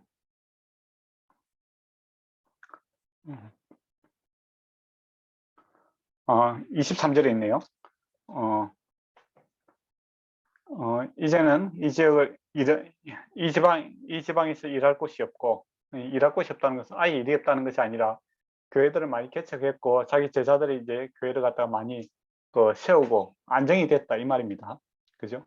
예, 거기서 만족하지 않고 자기는 언제든지 서바나 스페인 스페인 끝까지 이제 가서 복음을 전가하겠다 이야기를 하고 있죠. 근데 지금은 이제 우리가 스페인을 하면 아주 뭐 멋있는 항구고 그렇게 했지만 그 당시는 어떻습니까? 로마가 그 당시 중심이고 스페인은 그 당시에 완전히 시골이고 팽방이었습니다. 예, 그런 곳이죠. 아주 위험한 곳이죠. 위험한 곳에 자기가 가야겠다. 그렇게 이야기를 하고 있죠. 그런 계획을 이제 하고 또 로마도 여러 번 가고 싶었는데 길이 막혔다. 그 이야기를 합니다. 바쁜 일들이 많았다 이거죠. 예, 그래서 못 가게 되었다 이야기를 하고 있습니다. 그리고 지금도 내가 이제 편지 쓰는 것은 25절에 보면 이제는 내가 성도를 섬기는 일로 예루살렘을 갑니다. 지금 우리가 예루살렘에 이제 기근이 생기지 않습니까? 또 어려움들이 있기 때문에 헌금들을 모아서 이제 예루살렘에 도와줘야 되는 그런 문제가 있었죠. 예, 그것 때문에 못 간다.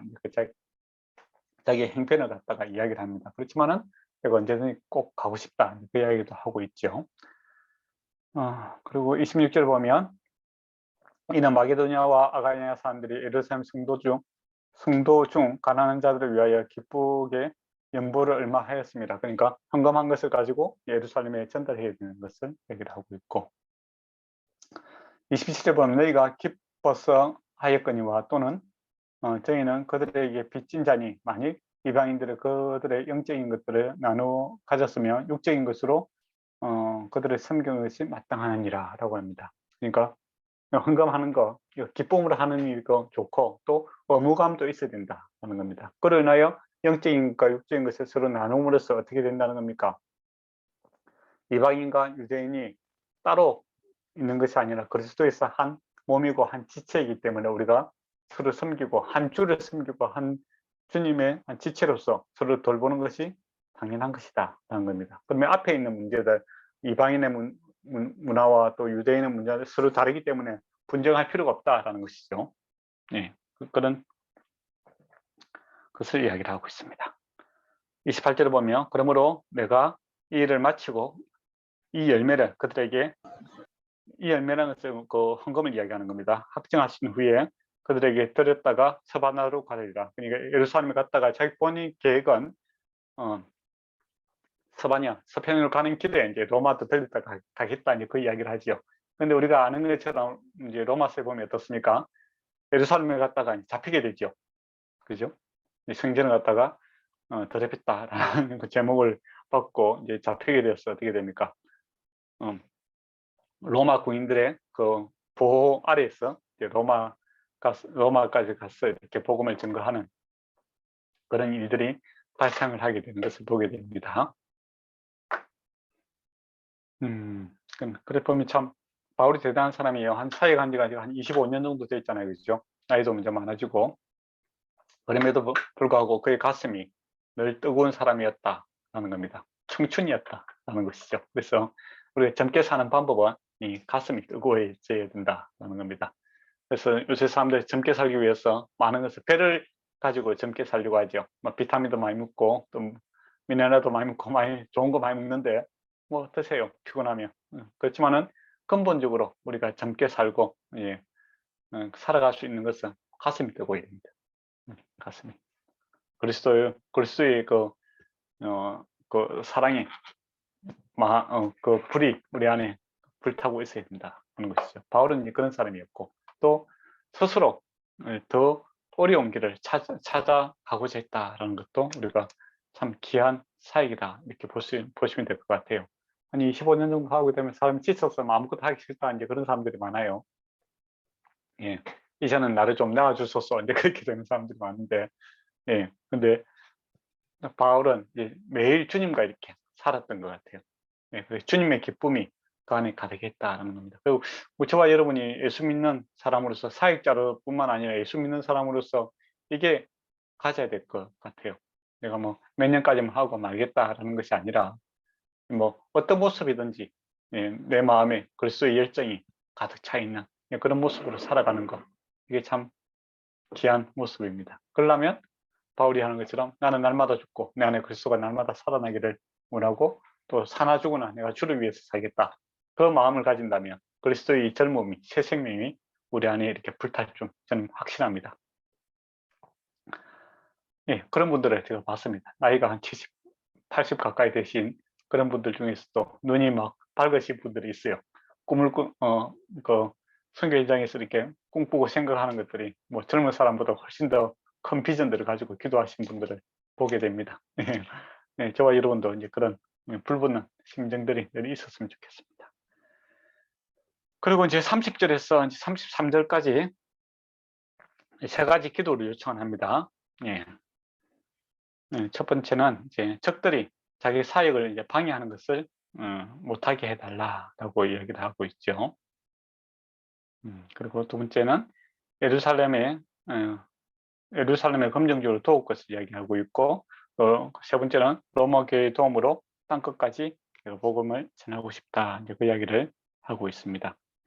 30절에 보면 형제들아, 내가 우리 주 예수 그리스도와 성령의 사랑으로 말미암아 너에게 권하노니 너희 기도에 나와 힘을 같이하여 나를 위하여 하나님께 빌어 기도해 달라는 겁니다. 첫 번째 기도 제목이 뭐냐면 31절에 보면 유대인에게 순종하지 아니한 자들로부터 건지심을 받고, 교회를 바울과 그 교회를 이제 박해하는 사람들이 있었지 않습니까? 실제적인 위험들이 있었다라는 겁니다. 거기에 대해서 자기를 보호해달라, 같이 기도해달라. 근데 이게 참 중요한 것 같아요. 예, 사도 바울이 나를 위해서 기도해달라. 그렇게 이야기했다는 것이죠. 예. 근데 어떤 사람들은 뭐, 신앙도 레벨이 있는데 막 그렇게 이야기하는 사람이 있잖아요. 그거 아닙니다. 우리는 다 서로를 위해서 기도해 줘야 되죠. 그리고 바울이 주님께서 세상 끝날까지 우리와 함께하고 지키실 것을 아시잖아요. 그죠? 믿음이 있는 겁니다.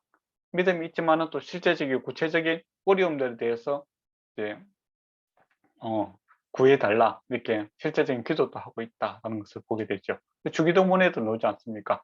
훌륭한 양식을 주옵시고 또 죄에 빠지지 않게 하시고 그렇게 이야기하잖아요. 그죠? 그래서 그게 믿음이 없어서 하는 기도가 아니고 그런 기도가 필요하다는 것이죠. 그다음 예루살렘에 대하여 내가 섬기는 일을 성도들이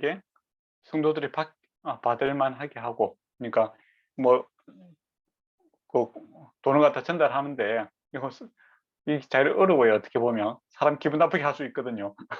자존심 상하게 할 수도 있고 그렇잖아요. 그죠? 그래서 서로 받은 부로 은혜롭게 이들이 잘 될 수 있도록, 또 문제가 생길 수도 있잖아요.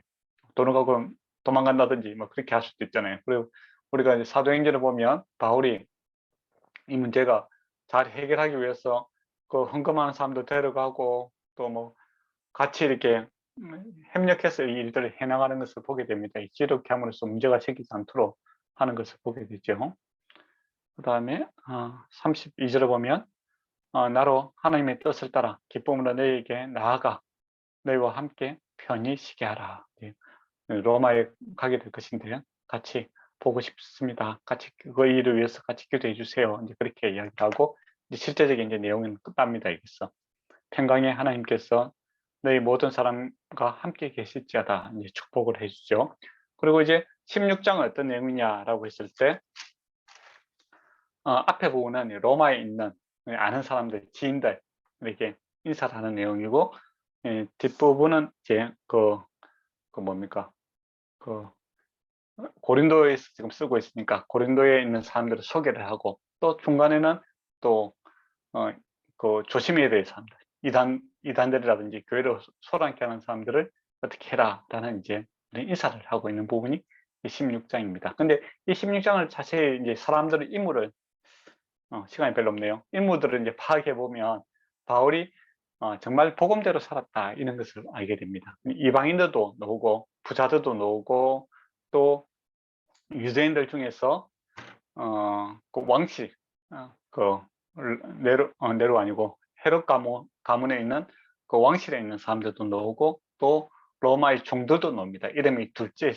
셋째, 넷째 이런 종들의 이름도 나오고 그러니까 이방인이든 유대인이든 다 바울이 동일하게 같이 교제를 하고 부자든 가난하든 또 그 귀족이든 노예든 관계없이 그리스도 안에서 하나된 그런 모습들을 이제 그 이름들 안에 다 연구해 보면 그렇게 나옵니다.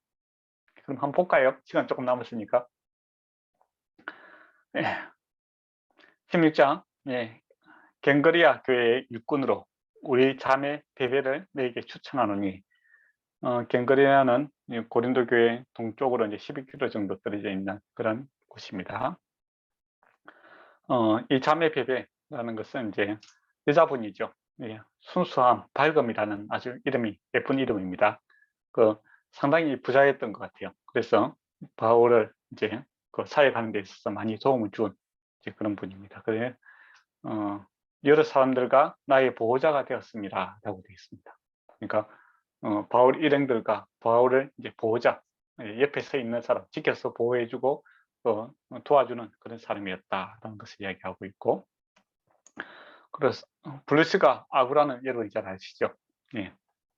텐트 메이커 했던 사람이 이제 지금 로마에 있으니까 인사를 하는 거고, 근데 거기에 대해서 그들은 내 목숨을 위하여 자기 목숨까지도 내어놓을 수 있나니 나뿐 아니라 이방인의 모든 교회도 그들에게 감사할지니라 라고 되어 있습니다. 정말 바울을 위해서 이제 목숨까지도 내어놓을 수 있을 정도로 같이 이렇게 정말 절친이었다 이렇게 보시면 될 것 같습니다. 그리고 이방인들에 대해서 복음 전가하고 전달하는 일에 이들의 공이 컸다라는 것을 바울이 인정해주고 있는 그런 모습이죠. 그리고 5절에 보면 에베네도라는 사람에게도 얘기합니다. 그는 아시아에게 그리스도의 처음 맺은 열매니라라고 되어 있습니다. 바울이 그곳에서 전도했던 첫 번째, 원래 처음에 전도했던 사람 얼마나 기억이 남겠습니까? 예, 그런 사람도 또 이야기를 하고 있고, 또 6절에 보면 너희를 위하여 많이 수고한 마리아, 예, 미리암의 히브리식 이름은 미리암입니다. 문안하라. 그리고 내 친척이요 나와 함께 갇혔던 이거 유대인이겠죠, 그죠? 아들이 유고지와 유아에게도 문안하라. 그러니까 바울보다 먼저 이렇게 예수를 믿게 된 사람들입니다. 예, 사도에게 존중을 여기고 또한 나보다 먼저 그리스도 안에 있는 자니라. 그러니까 바울보다 먼저 예수 믿고 계속 신앙생활 잘하고 있고 또 자기를 돕고 같이 협력하고 있는 그 유대인에게도 또 안부를 전하고 있는 것을 보게 됩니다. 그리고 8절에 보면 암볼리아에게 문안하라라고 있는데 사실 잘 모르는 사람들도 있죠. 수고에게도 사랑하는 수고에게도 문안하라. 물론 이제 자세히 또 알아보면 알 수도 있습니다만은 저는 잘 모르겠어요. 예, 좀 더 알아봐야 될 것 같아요. 예. 모르는 사람들 어쨌든 그런 사람 한 사람에게 그가 다 이야기를 하고 있죠. 그래서 이제 크게 보면 이제 서로 용납하고 섬기는 자가 되고 또 다른 사람을 존경하는 마음을 가지고 사랑으로 서로 행동해야 된다. 이제 그렇게 이야기를 하고 있습니다. 그리고 16절에 보면 이제 거룩하게 입맞춤으로 서로에게 문화하고 그는 이제 그건 로마식 인사법이죠. 볼에다가 이렇게 인사하는 거 있지 않습니까? 예. 예, 그 문화를 갖다 수용하고 있는 것이죠. 예. 그러니까 앞에서 14장에 이제 문화적인 측면에 있어서 수용하라고 했지 않습니까? 로마니까 로마 법을 따라주는 거죠. 예. 우리식으로 꼭 인사를 해야 된다. 그건 고집하지 않습니다. 예. 그리고 17절을 보면 형제들아 내가 너희를 권하노니 너희가 배운 교훈을 거스려 분쟁을 일으킨 자거나 거치게 하는 자들을 살피고 그들에게서 떠나라 라고 이야기하고 있습니다. 그러니까 교회 안에서 다 좋은 사람이 있는 것이 아니고 악한 사람도 있다라는 것을 바울이 이야기를 하고 있죠. 그 다음에 특징이 뭐냐라고 했을 때 분쟁을 일으킨다. 그리고 보면 18절에 보면 이 같은 자들은 우리 주 그리스도를 섬기지 아니하고 다만 자기 배만 챙깁니다. 자기 유익을 위해서 이제 교회 다니는 사람들이 있더라라는 겁니다. 교활한 말과 아첨하는 말과 순진한 자들의 마음을 미혹합니다라는 것이죠. 그래서 지도자들은 이런 걸 껴 있습니다. 그래야 어린 성도들이 다치질 않죠. 집에 어른들이 이렇게 강하게 집을 지켜줘야 아이들이 안전하게 집에서 있을 수 있겠죠. 그죠? 그래서 교회 지도자들은 너무 순진하면 안 됩니다. 지혜롭게, 병같이 지혜롭고 비둘기같이 순결하는 이런 게 있잖아요. 그죠?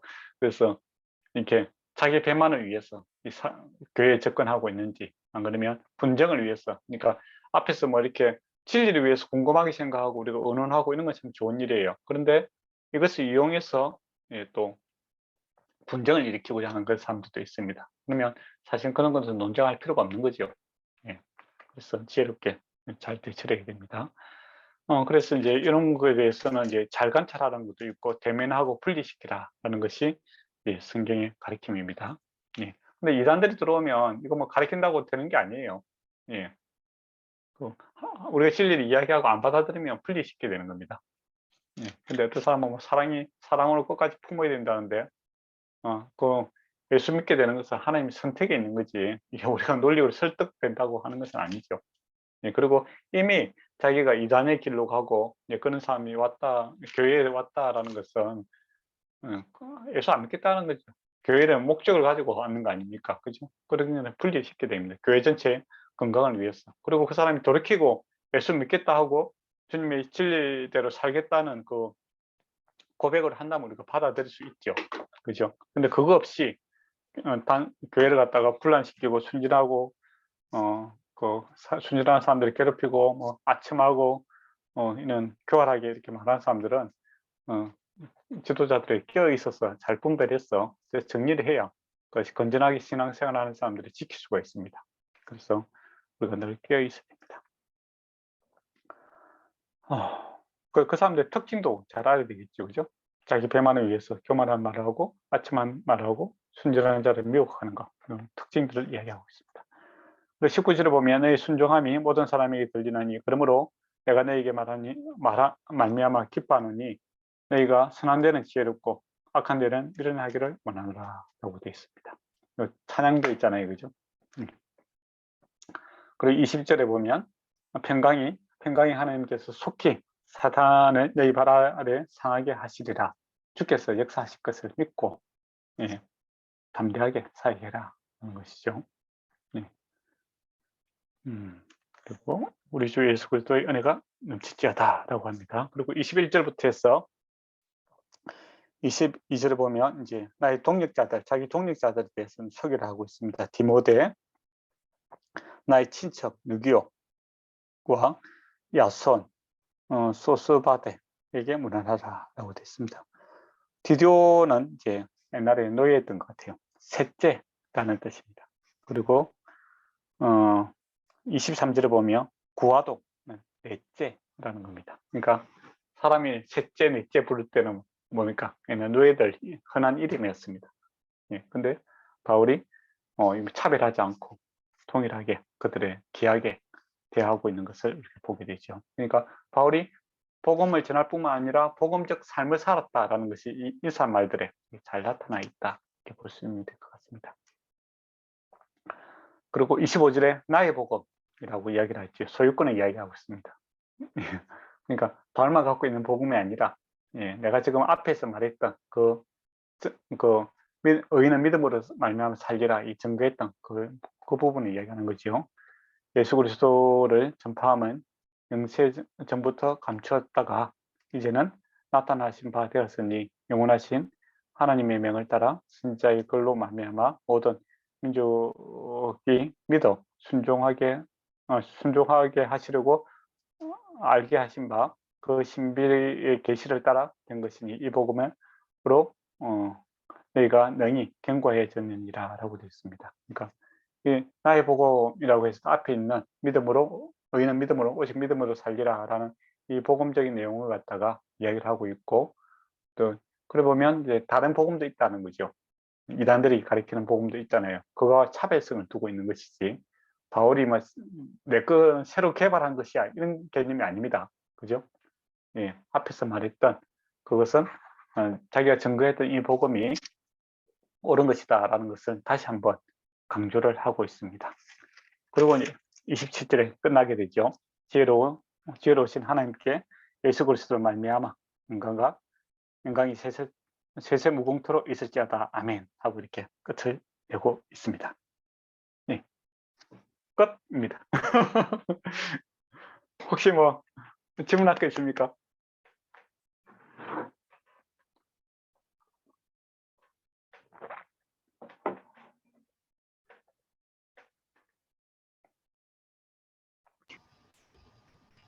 저는 괜찮을 것 같습니다.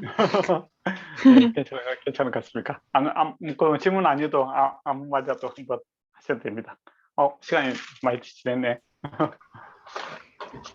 근데 생각보다 이제 창세기나 이런 것들보다는 약간 로마서가 좀 더 직접적으로 어떤 약간 교훈 아닌 교훈 같은 그런 말씀을 해주신 것 같아가지고 생각보다 그렇게 그때 너무 오래된 역사를 되짚어 본다기보다는 조금 더 친숙하게 받아들일 수 있었던 것 같습니다. 맞습니다. 그게 중요하죠. 그래서 신약을 이제 서신서를 공부하면은 구약은 이야기니까 어떤 주제를 갖고 이렇게 또 이야기니까 또 깊이 있게 그 감정 몰입 이런 게 잘 돼요. 그죠? 근데 또 신약은 이제 어떻게 하라 구체적 논리적이잖아요. 특히 로마서가. 그죠? 그러니까 우리 또 논리적으로 뭐 체계를 세워가고 우리에게 또 와닿는 건 많죠. 그래서 왔다 갔다 좀 공부를 같이 하면 재밌습니다. 또 어떤 주제들을 가지고 또 사실은 좀 더 깊이 공부할 수도 있죠. 혹시 뭐 다음에는 좀 어떻게 했으면 좋겠다 뭐 그런 것도 이야기하셔도 됩니다.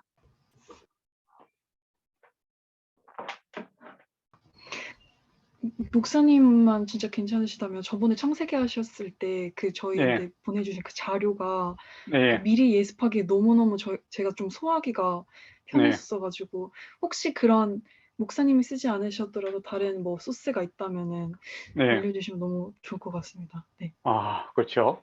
그러면, 아, 너무 네, 어려운 부탁이면 예. 저는 진짜 아, 아니, 네, 아닙니다. 괜찮습니다. 일단 로마서를 갖다가 다 적으려면 너무 많아요, 양이. 아, 네, 그 출애굽기부터 네, 약간 조금 네. 예, 그러니까, 예, 출애굽기 같은, 자료 같은 것도 좀 드리고, 사실 또 책들이 많습니다. 책들 많고, 뭐, 그러니까, 일단 한번, 출애굽을 하면서, 죄송합니다. 아닙니다, 너무 아닙니다. 제가 또 이상한 한번, 시간을 드린 것 같아서. 열심히 또 타이핑을 한번 해보도록 하겠습니다. 예, 제가, 예, 네, 알겠습니다. 참고하도록 하겠습니다. 오늘 혹시 민영행제는 뭐, 이야기할 수 있습니까? 어, 일단 뭐 생각 생각나는 게 이제 개인적으로 생각나는 거는 많은데 좀 정리가 필요할 것 같아서 네, 네, 좀 지금까지 로마서 그냥 몰랐던 사실들이 너무 많았고 그리고 그냥 딱 이제 글자 표상적으로만 그냥 읽고 지나갔던 아무 생각 없이 지나갔던 것들도 많았던 것 같아서 네, 좀 지금까지 들었던 거 돌이켜 보면서 또 이렇게 찾아보면서 다시 한번 쭉 읽어봐야겠다는 생각이 일단은 제일 많이 들었습니다. 들으면서 음, 네. 감사합니다. 예. 혹시 법이자매는 뭐 하실 말씀이 있습니까? 제가 지금 밖이라 조금 시끄러우실 것 같은데 예. 지금 전철이 운행을 멈춰서 제가 집에 못 그래서 밖에서 이렇게 서서 듣게 되긴 했는데 예, 그래도 로마서 배우면서 뭔가 구약에서 배웠던 것들 다시 생각하면서 들을 수 있었던 게 가장 좋았던 것 같고요. 네, 정말 성경이 다 이어져서 쓰여져 있구나 이런 걸 다시 한번 깨닫게 되었고 또 네, 이제 바울이 쓴 그런 이제 교회 보낸 편지들이 다 지금에도 적용할 수 있는 내용들이잖아요. 그래서 네, 좀 신앙생활하고 교회 생활하는데 아, 뭐랄까 과거고 지금이고 바뀌는 건 없구나 라는 걸 들으면서 다시 한번 교회 공동체를 위해서 더 기도해야겠다라는 생각과 또 내 신앙생활을 바로잡을수록 이게 다시 한번 어떻게 해야 되는지 방법을 다시 배운 것 같아서 좋았습니다. 네, 알겠습니다. 그러면 유목사님 그러면 마무리해 주시고 예, 끝낼까요? 제가 마무리할 건 없지만 이번 또 네, 로마서 보니까 네, 네, 그 출애굽기는 더욱 기대가 되고요. 네, 네, 2주간 조금 그 쉬는 것은 또 아쉽기도 하지만 또 다음번을 더 기대할 수 있는 또 재충전의 시기도 될 것 같아서 너무 맞습니다. 기대가 됩니다. 네, 네, 감사합니다. 그럼 누가 기대해 주시고 마칠까요? 제가 기도하고 마치겠습니다. 네, 하나님 아버지 감사합니다. 신실하신 주님을 찬양합니다. 지금까지 로마서 시작하던 시간부터 오늘의 이르기까지 인도해 주신 하나님께 감사드립니다. 이 로마서를 함께 배우면서 새롭게 알게 되고 깨달은 것들 그리고 개인적으로 또 느끼게 된 것들 잘 간직하면서 또한 앞으로의 신학 강의 가운데서도 기대함을 가지고 또 소망을 가지고 또 들으며 나갈 수 있도록 하나님께서 함께해 주시옵소서. 어, 앞으로의 또 쉬는 시간 가운데에도 재충전의 시간을 가지고 또한 내년부터 또 새롭게 출애굽기로 시작할 텐데 더욱더 기대함으로 또 나아갈 수 있도록 하나님께서 저희와 함께하여 주시옵소서. 그 일을 위해서 또 수고해 주실 우리 김성호 목사님과 또 통역으로 수고해 주실 우리 윤인주 목사님께도 큰 힘과 또 성령의 능력을 더하여 주시기를 간절히 소원합니다. 내일 또 주일입니다. 공동체 가운데서도 또 함께 예배드리고 교제를 나눈 시간 가운데서도 하나님께서 큰 은혜를 내려주시기를 원하며 감사드리며 예수님 이름으로 기도드렸습니다. 아멘. 좋은 시간 되세요. 감사합니다, 목사님. 감사합니다. 목사님 목사님. 감사합니다. 네, 수고했습니다.